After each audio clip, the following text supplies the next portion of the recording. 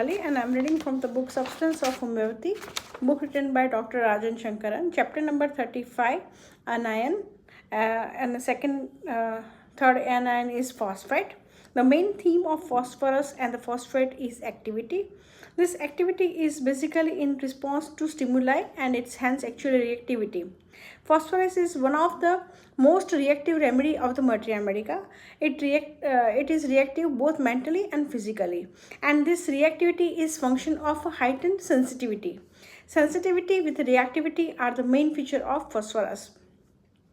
The activity is reflected in the active metabolism with a feature like increased hunger with the emaciation, disease of rapid metabolism like diabetes, tuberculosis, fever with increased activity and appetite, etc. Looking at it in another way, we can say that the patient is sensitive and reactive because he perceives the situation to be one where he must react and move, means be active, in order to survive. Broadly speaking, he has the feeling experience in the situation like of a thunderstorm, fear of thunderstorm, of being attacked, delusion chalked by forms being, of a grief, ailment from grief, of disappointed love, ailment from the disappointment, or in short, any situation which calls the sensitivity and activity and the movement. Since life itself, especially animal life, needs a lot of sensitivity and activity, phosphorus is the main element found most abundantly after calcium and in the human body. The activity, sensitivity, and reactivity of phosphorus is very well known, very well seen in the human psyche. Phosphorus people are extremely emotional. There is a lot of love, affection, care, and sympathy. At the same time, they can be easily excited, very anxious and fearful, clairvoyant and restless.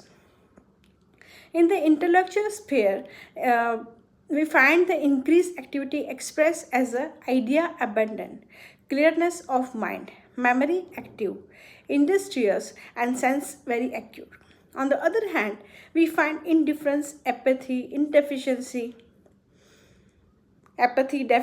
of the ideas, and weakness of memory, indolence, and dullness of senses. This represent the failed or collapsed state of phosphorus. The essence of the phosphorus mind is the person feels treated like an inanimated object. He feels neglected, uncared for, taken for granted. He feels exploited, oppressed, stifled, and silenced, and therefore wants to be more animated, oversensitive, and overreactive. My experience with the phosphorus people is that they are very sensitive to other people around them. They tend to attract attention toward themselves either by their appearance, manner of speaking, or warmth that they shows. It is often difficult to ignore the phosphorus person.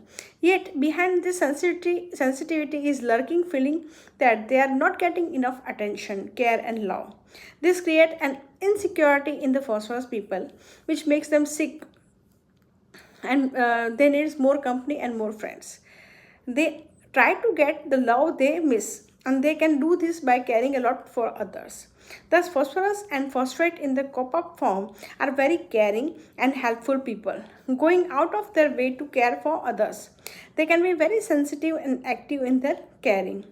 Often, the situational materia medica of phosphorus is of a child who does not get attention, love from the people in his house, and therefore make a lot of friends outside the house in order to fulfill his need. They may have a lot of friends, yet phosphorus person is often unable to make a close and intimate friend. The phosphate salts of various cation reflect this feeling very strongly.